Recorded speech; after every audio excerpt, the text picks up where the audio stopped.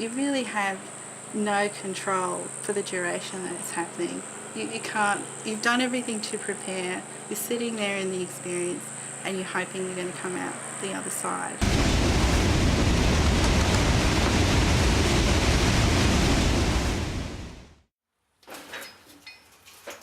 My name is June Perkins. My husband's a teacher at the high school, which is what initially brought us here, and we wanted to come to a rural area, somewhere that was really great to bring up kids.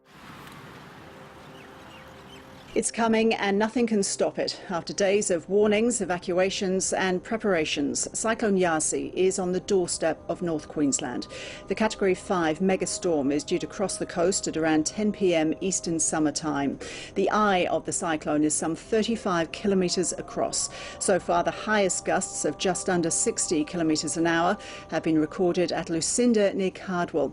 But it's predicted to affect up to 1,000 kilometres of the state's coastline. Well, residents in North Queensland are bunkering down ahead of Yasi. It's now too late to move out of its path. The clouds are moving in. We think we're prepared. Everybody's a little bit nervous. Everybody's saying to each other, see you at the other end of Yasi. Friends in Mission Beach, or most of them have evacuated, hopefully.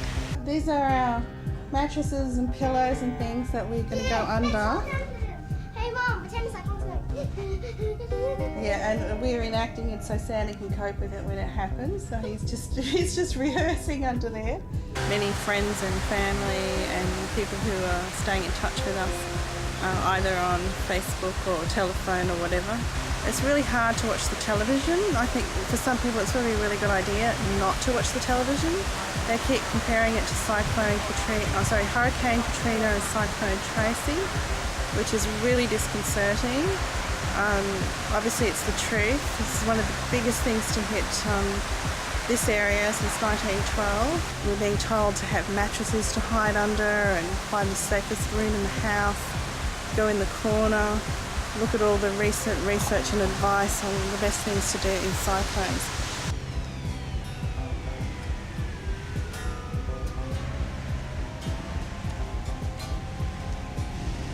About an hour before the eye of the cyclone is due to cross the coast. It's incredibly dark and there are no electricity anywhere. The guinea pigs are scared. They are, but so are we. I mean, the house is actually shaking. Feels like a 747 taking off.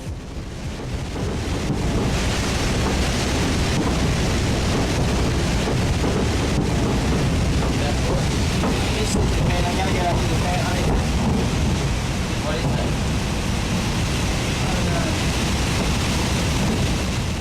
In the house we're in, it was an older style house. It was a high set, and it had an underneath section. It just had like wooden parts going around. Underneath us we could hear things flying around, because you bring everything in to secure it. So we put it under the house, but the effect of that was the wind got under, pulled all of the wood slats out, and then just started wreaking havoc under the house. It just felt like the whole house was shaking from side to side.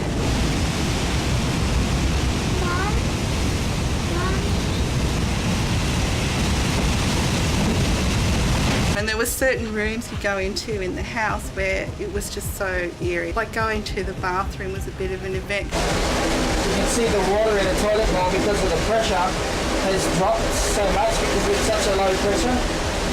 The toilet's making strange sounds. We're getting big gusts every now and again. That sound you hear is just the sound of the normal wind. That's a bit of a gust now. And the house is shaking at the moment. Absolutely shaking.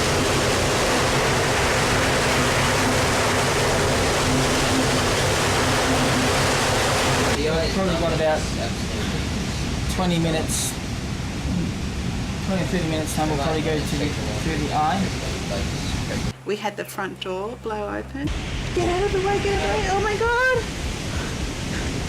Get down, guys. We tried to fix it, shut, and it would blow open, the back window would blow open and a big gust would go through the centre of the house, so you'd have to make sure you were either side of that gust. My husband and my son would go, we've got a bit of wood. Well, next gust we'll board it up when it's quiet, and then try to time it so that they didn't get blown out. There it is, it's getting into its full power thing again. The house is just rocking. So is that the roof of the garage or the roof of the school? Oh, okay. Either way. That is so scary.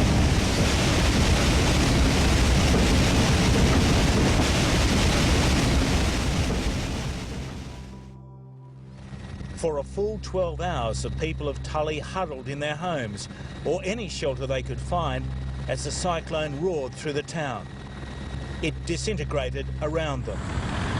Street by street, the images tell the story.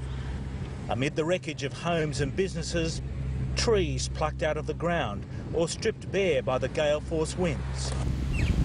Here's the front of our property. It's a street sign, and we live absolutely nowhere near a train track. So this has come from somewhere quite a way away. There's the car, and apparently when you're in our driveway you need to look for trains. I suppose everybody realising, and us realising as well, that you've survived something, you've still got your family and your friends. Usually your home is your castle. It's what you go home to. You feel really secure there. You're able to relax. But going home for a lot of people is going home to a great big mess that has to be cleaned up. You'd rather stay at work and then, relax at work and go home. It's topsy-turvy. It's the wrong way around for some people. One thing that's really sad is when there was a house that you saw straight after the cyclone that was completely beaten around. The roof was off, bits of metal everywhere. It was like the houses were turned inside out and you could see everything inside someone's house. You see these places where there was a house, then there's rubbish, and now there's nothing at all. And then hopefully the next step you'll see some house going up or something happening, and then that's when you'll feel like people are really recovering. Until something replaces it, it's a little bit sad.